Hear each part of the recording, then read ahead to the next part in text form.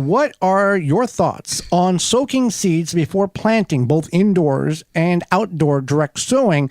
Does it help the seeds at all in germination? It can help some. Like, for example, larger seeds, it can help kind of break down the seed coat if you soak them a day or so before, and they could sprout sooner. But as far as like having to do it, it's not necessary. People will do it with okra. Okra, you can do it with water. You can do it with compost tea. Milk. Okra, you do it with milk to break down, 2% milk to break down the coating on that seed. And you can get these to sprout 3 to 5 days sooner. However, here's the be aware asterisk in this conversation. If you're soaking 40 or 50 pea seeds, yeah, you can get a jump start on them. You can soak them overnight, 12 hours. The larger the seed, the longer you want to soak it for.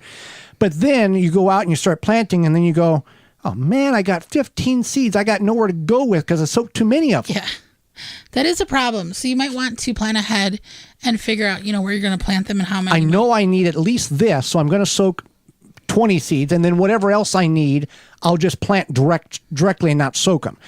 The other thing your pumpkin seeds, your corn, okra, your larger seeds like that, yeah, I would go ahead and soak. Yeah, why not? It's not going to hurt anything. Your smaller seeds, your radishes, your tomatoes, your peppers, your tiny little seeds, it is a mess to try to soak them. And you're only soaking them for like an hour or 2 hours because they're so small. And then you drain the water off, or you're fishing them out of water. They all stick together. It is a tremendous mess to deal with. Even with tweezers, it's much carrot seeds, example. It's just easier to go and not just direct sow them without having to soak them at all.